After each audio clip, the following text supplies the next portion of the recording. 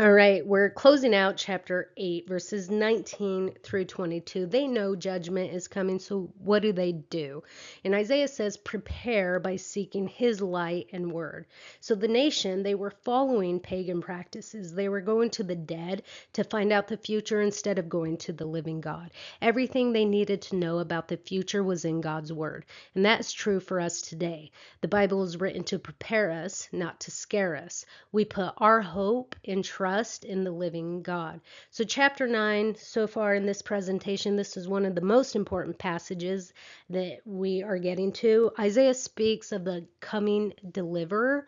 In verse 1, he says, gloom and darkness will be a thing of the past when the Messiah comes. And then he speaks of this region of Zebulun and Naphtali. Now, this region, Zebulun and Naphtali, is where the Assyrians invaded the northern kingdom of Israel. This was the first region to fall to the Assyrians, forcing them into exile. You can read about it in 2 Kings chapter 15, verse 29. So the people were in darkness and gloom under Gentile domination. Well, that place is where the light will come from. That's what he says in verse 2. The people who walk in darkness will see a great light. Those who live in a dark land, the light will shine on them. Jesus spent most of his public ministry in the region of Zebulun and Naphtali. In fact, in the New Testament, it is known as Galilee. So Jesus and his salvation would be the light to the nations. John 8:12, Jesus says, I am the light of the world. He who follows me will not walk in darkness, but will have the light of life. In verse 3, the light will increase their joy. Jesus is the light of hope. In verse 4, he takes burdens off one's back.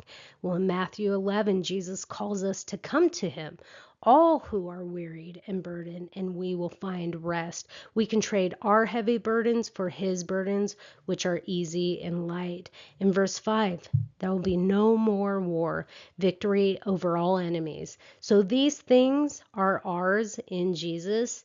So if we try to be everything on our own, we end up with nothing.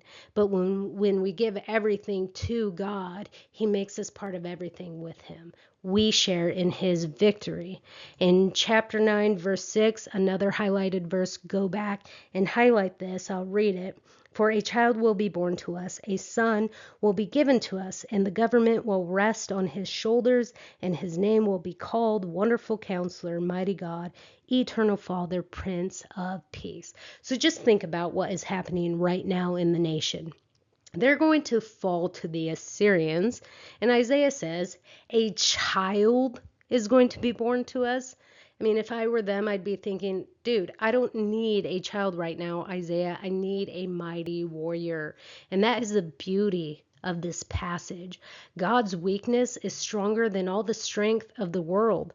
They put their trust in the Assyrians, and the Assyrians turned on them. They trusted in their own human effort and their governments and their leaders. They were all incompetent. But this child is the one who will accomplish what no other person had been able to do. And 4 names describe his character. Wonderful Counselor, Mighty God, Eternal Father, Prince of Peace. He is a wonderful counselor, meaning he will govern properly. In Micah 4:3, it says, we will willingly submit to God's word, that people from all over the world will be attracted to Jerusalem because the Messiah himself will reign from Jerusalem. It'll be a place of instruction for the entire world. His name, Mighty God. He is God. To be a proper sacrifice, he would also have to be fully human to fulfill the law perfectly. And he was fully human. That's why the text says, for a child will be born to us. But to pay for sin, he would have to be fully divine. And that's where we get everlasting Father. This demonstrates his identity with God. In John 10:30, Jesus said, I and the Father are one.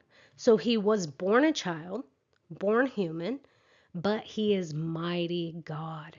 The virgin birth provides a way for a divine Jesus to be born fully human, but without inheriting a sinful nature from Adam's fall. And last but not least, Prince of Peace. He will be a light to the nations, increase their joy, taking burdens off one's back, bringing universal peace. All of this done through the work of a child. And who is this child? Verse 7 tells us who he is. He is a descendant of David, and his rule will have no end. He will maintain righteousness and rule with peace and justice.